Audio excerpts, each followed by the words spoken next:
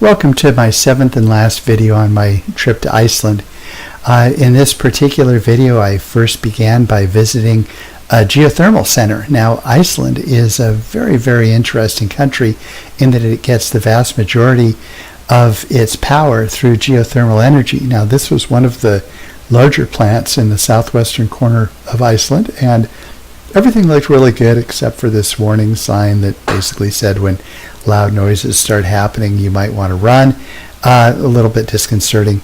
After that, I went to the Midlina. Now, the Midlina is a very interesting area. It's basically a bridge that separates the North American and Eurasian tectonic plates. Now, these tectonic plates are pulling apart at a rate of about 2.5 centimeters a year, and it's one of the few places on Earth where you can actually see a gap forming. And this right now, we're flying right down the gap between the Eurasian and the North American plates. And that bridge that you see in the distance, that is called the Midlina Bridge, or the Lucky Bridge, named after Leif Erikson, who is the first Icelander, or frankly European of any type, to set foot in North America, beat Christopher Columbus by hundreds of years, although he never really seems to get much credit for it. Anyway, on one side of this bridge it says "Welcome to America." On the other side it says "Welcome to Europe." Now, if you notice, as these two tectonic plates are pulling apart, the area in between gets covered by sand that's blown up from the beach. And so it was kind of fun flying over this, realizing that very, very slowly these two were pulling apart, and the sand was shifting below my feet as I flew. Even if it was shifting over only a tiny portion of a millimeter, it was still nice to know that I was basically sitting upon a chasm that was opening up between the Eurasian and the North American plates.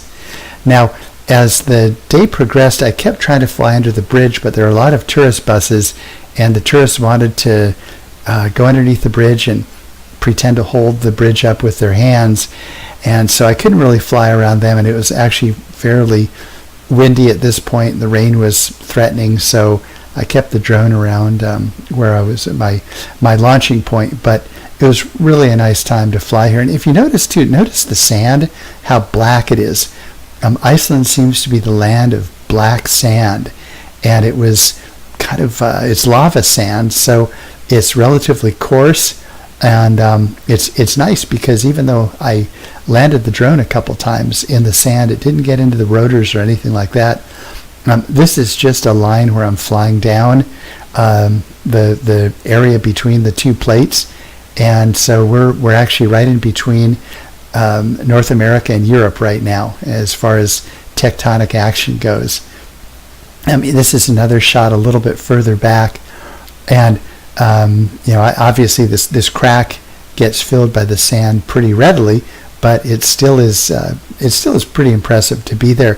If you look on Google Earth at this area, you'll notice this is just one of the many cracks in the Earth's surface that show that the parts are pulling apart. And there are a couple of others that are near, but they weren't very accessible by paved roads, and it had rained pretty heavily before I took these shots, and I had a 3-cylinder little putt-putt with 2-wheel drive at best, and so I decided not to risk it.